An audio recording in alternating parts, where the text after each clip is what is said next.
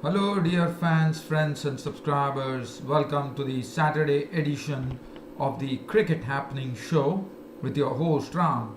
And on this cricket show, what I have for you in store is South Africa have done a clean sweep of Sri Lanka in the ODI series. Yes, the final ODI finished in a Duckworth-Lewis method, but nevertheless, the verdict is 5-0 for South Africa, and Sri Lanka are going into this World Cup 2019 without a single win under their belt in the one-day internationals, and that's not a good sign, one can say.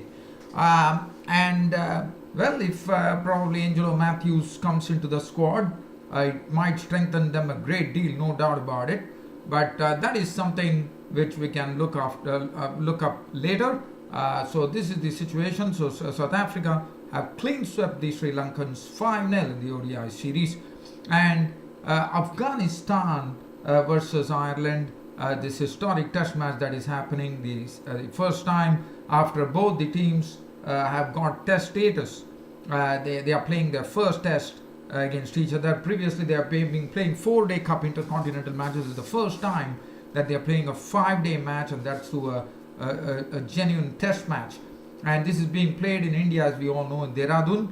And Afghanistan have really provided a good account of themselves when today we saw Rahmat Shah almost become the first ever Afghanistan player to score a century in Test cricket. But unfortunately, that was something which was probably not written in Rahmat Shah's name today, as he was clean bowled by Murtad for 98 with 15 delectably timed boundaries. And they also got company from Hasmatra Shahidi 61, Afghan 67, enabled the Afghanistan to actually take off 142 runs lead in the first innings.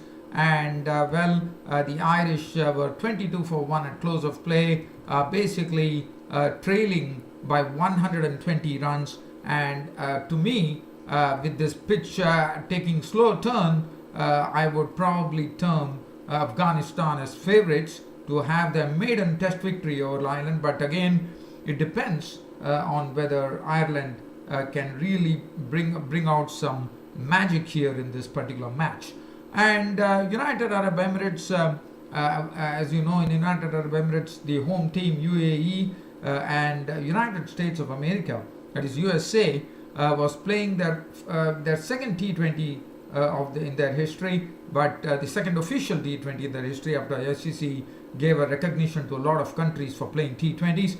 And one has to say that they were deprived when rain came and the match did not go the distance, but not today. But it resulted in the United Arab Emirates actually winning that match by winning the second T20 match against the United States by 24 runs. So we'll have a look at all this, so let me start off with the South Africa versus Sri Lanka match. So talking about the South Africa-Sri Lanka match, as I said, there was a lot of pressure on Sri Lanka and they had to salvage something, but unfortunately they couldn't, as they lost to South Africa by the Duckworth-Lewis method of 41 runs. So Sri Lanka batted first, and the start was not good. It was not a pitch. This match was being played at Cape Town, and the pitch definitely, one has to say that the pitch was not really helping the bowlers. There was not much movement, but it was all due to some indiscreet strokes being played as Avishka Fernando and Upul Taranga opened the batting. Sri Lanka won the toss, and they decided to bat first. That is something that I need to check whether Sri Lanka won the toss. Yes, Sri Lanka won the toss definitely and elected to bat first. And they were in deep trouble right from the beginning, as the first wicket to go was Fernando out to the bowling of Nigiri, caught Markham in the slips of 9 of 15 deliveries, 2 fours.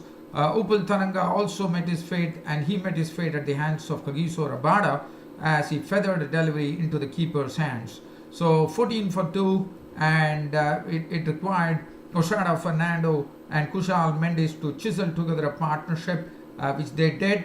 But then Imran Tahir, the leg spinner, came into the mix, and as he usually does, and he also has a good record against Sri Lanka, as we all know, started the wicket taking by producing a classic leg spinner dismissal of the bowling of Oshado Fernando. He lured Oshado forward with the sort of trajectory that he was getting, and Oshado Fernando took a big stride, but he never came to the pitch of the ball, and the ball actually dipped, and it was all over. It had taken the outside edge, and Slip had already was into business taking the catch.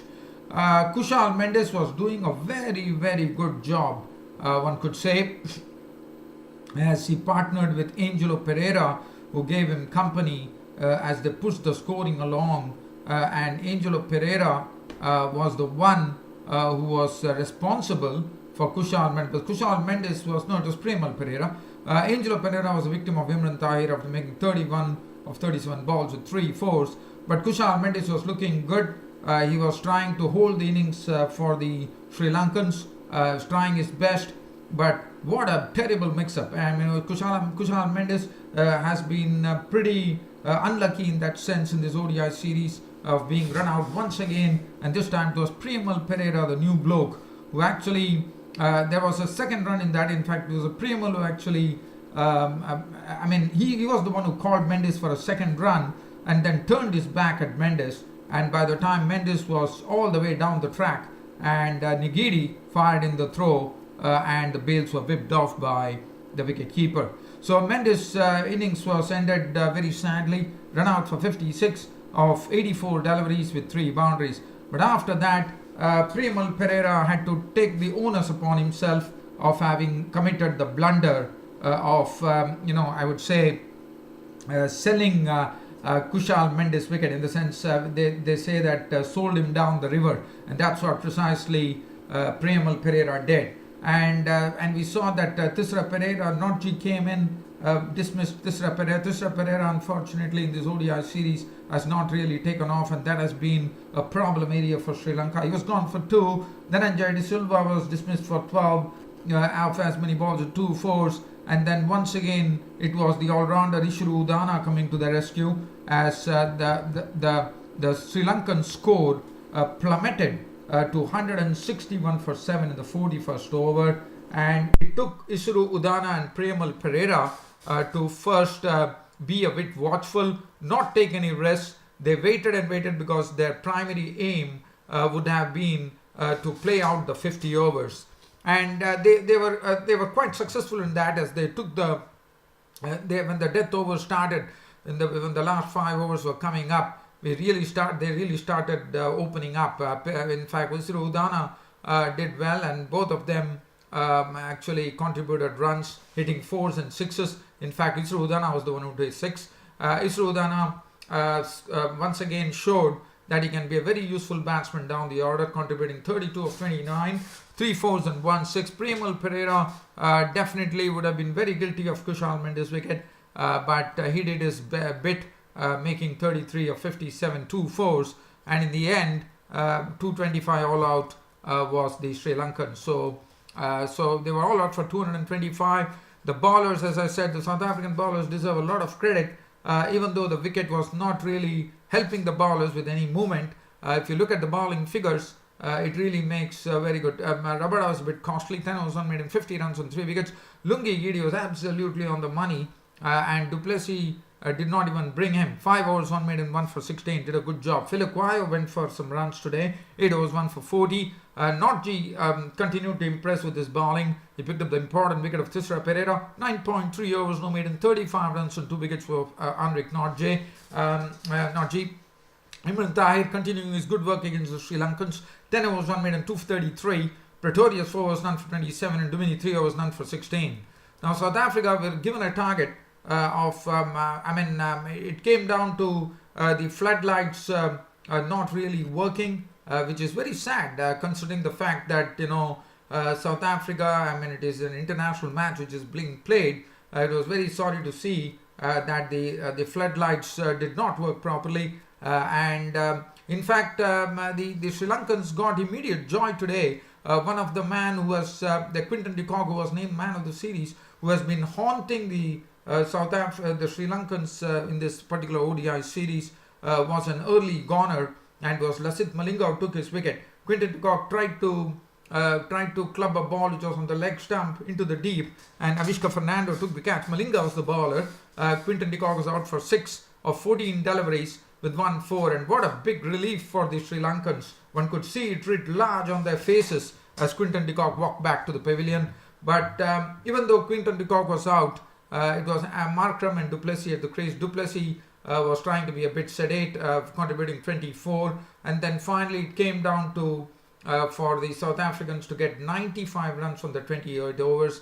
The floodlights problem could not be solved, and finally it ended up with South Africa at 135 for 2. Markram, the man of the match, contributing an unbeaten 67 of 75 deliveries with 7 fours. Van der Dussen was not on 28 of 37, 2 fours. Game was over, the play was called off, and the South Africans were the victors as they clean swept the Sri Lankans in the ODI series final. But it is a matter of great thing to ponder over for Sri Lanka. As I said, Sri Lanka have not got a single win under their belt in the ODI series. They don't have any ODIs coming up, and they will be walking into the World Cup 2019 without any victories under the belt this year, and that is not a good sign at all for Sri Lanka, for me, to go into the World Cup. But Lasith Malinga today was absolutely on the money. He pitched in the right areas, and he was doing very well. 6 overs, no made and 1 for 22. Dhananjay de Silva 1 over for 3 runs. Isru Udana 7 overs, 1 made and none for 37. Akila Dhananjaya 7 overs, no made and none for 38. Tisra Pereira 5 overs, 1 for 20. And Angelo Pereira bowled 2 overs, none for 11. So Aiden Markram got the man of the match award, and the man of the series going to none other than Quinton de Kock, who racked up runs in the series really something like running water, one could say. Now the next match which we are going to look at, as I said, this is the match Afghanistan versus Ireland. It is being played in India. It is being played in Dehradun. And just giving you the brief scores, Ireland were bowled out for 172 on the first day itself, with the principal scorer being Dockrell with 39, but Murtagh came to the rescue. As you know, the Ireland innings was totally dwindling. They were at one point of time 85 for 9. It was only thanks to Tim Murtagh, who became the second player in the history of Test cricket to have got a half century. He was not out on 54 of 75 balls with 4 fours and 2 sixes. And George Dockrell, who definitely Ireland is trying to develop him as an all-rounder, really showed his new batting skills here, contributing 39 with 6 boundaries, 172 all out for Ireland. So the Afghanistan bowler is doing a very good job. Amin Hamadzai, the opening pace bowler, was very impressive. 12 overs, 2 minutes, 41 runs and 3 wickets. And they had Mohammad Nabi taking 3 for 36, 2 for 20 for Rashid Khan, and Waqar Salam Kale 2 for 35. Afghanistan actually replied. They didn't have it very well. Mohammad Shahzad contributed 40 of 6 fours and 1 6. But today it was all about, as I said yesterday on my Twitter and also on my YouTube, on Twitter rather, that Rahmat Shah and Hasmutullah Shahidi are the perfect players for Test cricket, especially Rahmat Shah, who has a tremendous technique as far as Test cricket is concerned. I have watched him play. I really watched him in the Under-19 World Cup when that was going on. I think I watched him in the ICC World Cup qualifiers as well, but I first watched him in the Under-19 World Cup. His performance was superb, and at that time only I decided, after having a first look at him, that this bloke is going to be perfect for Test cricket, because he is a perfect technician as far as Test cricket is concerned. And that's what he precisely showed. If you look at his innings, he occupied 214 deliveries, and he could have become the first ever Afghanistan player in Test cricket to have scored a century, but unfortunately that didn't happen.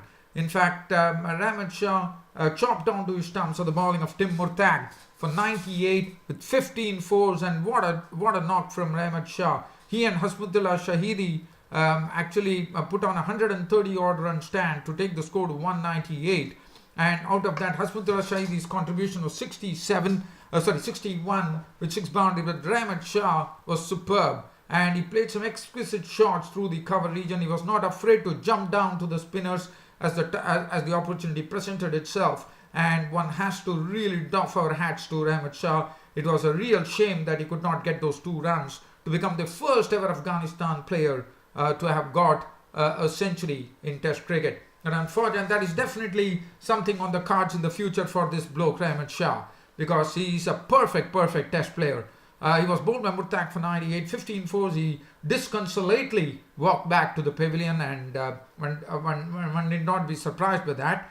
Asghar Afghan came in, and there was still some batting to come. There were Mohammad Nabi to come, but unfortunately, and this was the second new ball which was claimed by the Irish, which started doing the trick. They knocked off Shahidi. Rahmat Shah was gone, and then Asghar Afghan had to take it upon himself, with Mohammad Nabi being out for a blob to the bowling of Thompson, and that was a big blow for Afghanistan in their quest to get a big score and take a very big lead, which could not happen. And full credit to the Irish bowlers, who bowled very well with the second new ball, especially the pace bowlers and then the spinners as well. Ikram Al-Keel was mauled by McBride for 7. Rashid Khan was out for 10. Amin Hamid-Zai for 2. And suddenly the pressure started building with the Afghanistan total looking up. They had definitely taken the lead, but Asghar Afghan, the captain, totally opened up, slamming boundaries and sixes at absolute will, as Asghar Afghan contributed 67 of 92 deliveries, 6 fours and 4 sixes, as the Afghanistan total swelled to 314. With the bowled out for 314, 142 runs lead for Afghanistan over Ireland. And if you look at the bowling, Murtag bowled well, 22 overs 9 minutes, 1 for 33 for Tim Murtag. Andy McBride, 27, the young off spinner, 27 overs 4 minutes, 77 runs and 2 wickets. Cameron Dow, the Rana Murphy, 18 overs no minutes, 2 for 94. Thompson, 17.3 overs 5 minutes, 28 runs and 3 wickets. George Dockrell, his left arm spin, 18 overs 4 minutes, 263. Kevin O'Brien, 4 overs 1 minute, none for 11. Ireland, in their second dig, just before close of play, they were 22 for 1. They lost the wicket of William Porterfield. Once again, the pace bowler, the opening pace bowler from Afghanistan, looking very impressive, Amin Hamid-Zai. He took the wicket of William Porterfield. This was a very good delivery. Actually, the ball was a fuller length delivery. It was across him, and the ball actually held its line. William Porterfield and edged the ball onto the keeper, Ikram Ali Keel, and it was all over. So the Irish captain, William Porterfield, was sent back for a blob, and then it was Peter Sterling not out on 8 with 1 boundary, Andy Balbini not out 14 with 2 boundaries, taking them to 22 for 1 at close of play, and that to the safety. Yamin Hamid-Zai 1 for 9, none for 6 for Nabi, Rashid Khan, and I think Afghanistan will be definitely favourites here to go and have their maiden victory, but definitely it is something which can be stopped by Ireland tomorrow. That will be interesting to see. Ireland definitely have the batting capability, no doubt about it, but it's all about the pitch. As I said, the pitches started turning. We are getting into the third day, and the ball might still turn more than what one has been seeing in this last 2 days. So I think they are in for a real test here, the Irish batsmen.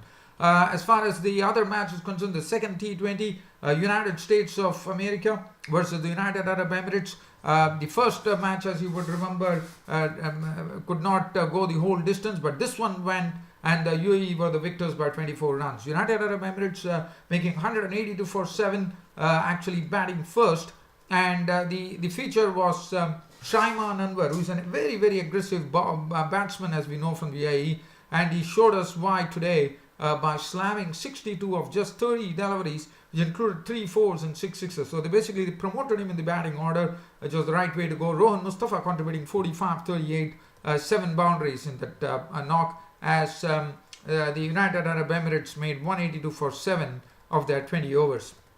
United States losing this match by a 25 runs margin, if you look at it, and just wanting to tell you that United States had a target of 183 to win, and they finished at they were kept to 158 for 6 by the UAE after 20 overs. As far as the United States are concerned, one thing that I would like to tell you is that Xavier Marshall, the opener, was pushed down to the number 4 today, but definitely made a contribution. He made 31 of 26, 1-4-1-6, but the main contributor was Stephen Taylor, who really even in the previous match he played well, and in this match too showed some consistency as he made 49 of 44, 4s and 1-6. But the problem for the United States happened to be that the other batsmen could not come to the party, and finally it was all over. It was a victory for the United Arab Emirates. They won the match by 25 runs. So the second T20 is done and dusted. So this was the first official Test T20 for the United States, which went to Shaiman Anwar. There's no doubt, and the series was also done and dusted with the United Arab Emirates winning the match against the United States of America. Well, dear fans and subscribers, pleasure bringing you this daily cricket broadcast, the cricket broadcast, Cricket Happenings today, and just keep yourself ready for tomorrow's broadcast, which will be coming up tomorrow on a Sunday. Until then, this is your host Ram signing off. Thank you.